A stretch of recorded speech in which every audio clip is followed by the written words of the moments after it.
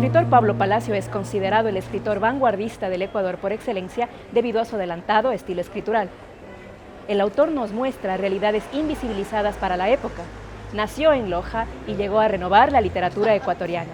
En el siguiente reportaje conocerá más sobre el Kafka ecuatoriano.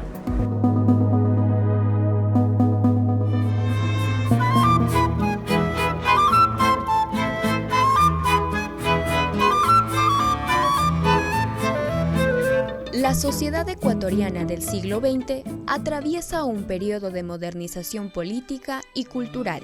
A partir de 1930, la corriente del realismo social representaba las grandes preocupaciones de interés nacional, como lo mencionan las obras A la Costa o Huasipungo, que tratan de la situación del indígena y la injusticia social. Uno de los polos opuestos a estos temas es Pablo Palacio, quien a partir de 1921 construye una literatura innovadora que se sumerge sobre los problemas existenciales del ser humano, que se estudiarían en la literatura medio siglo después.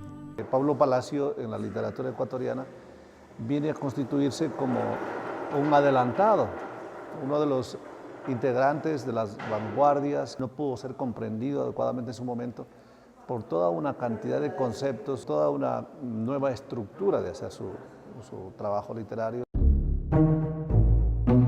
Huérfano de padre a temprana edad, Pablo Arturo Palacio Suárez nace en Loja en 1906.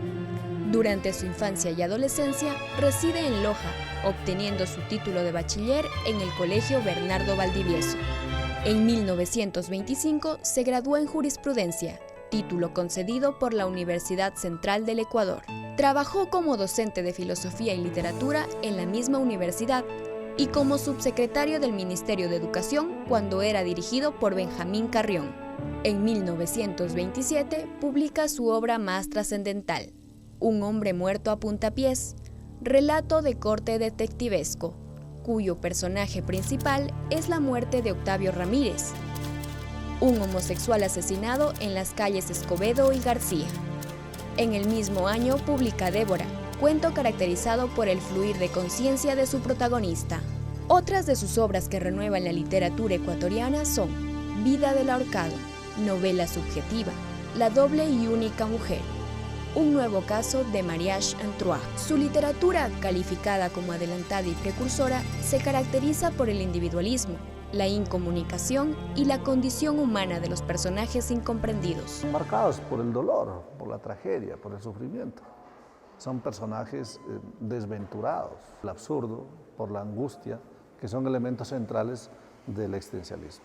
El existencialismo es de asumir que la vida es así y que en esas circunstancias el ser humano tiene que tomar una posición que le permita darse cuenta de esa realidad y buscar las alternativas, las pocas o grandes alternativas que pudiera haber, pero considerando esa base real. A la manera de Kafka o de Camus, para desprestigiar la realidad. Es decir, todos los recursos estilísticos que Palacio utiliza están en función de su propuesta escritural, ¿sí? Una serie de onomatopeyas que utiliza a veces, ciertas comparaciones desgarradoras, el humor negro que también lo incorpora.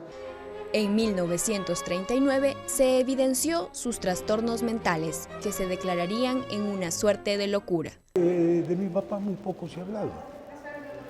Se viene a hablar de él mucho después, a partir de los 60. Ahí sí, pues la figura de mi padre va siendo valorada. Y yo creo que mucha gente, entre esos me incluyo yo, vamos conociendo más la valía intelectual, literaria de Pablo Palacio. Pasó los últimos 7 años de su vida en un hospital psiquiátrico. Fallece el 7 de enero de 1947 en el Hospital Luis Bernaza, a la edad de 40 años.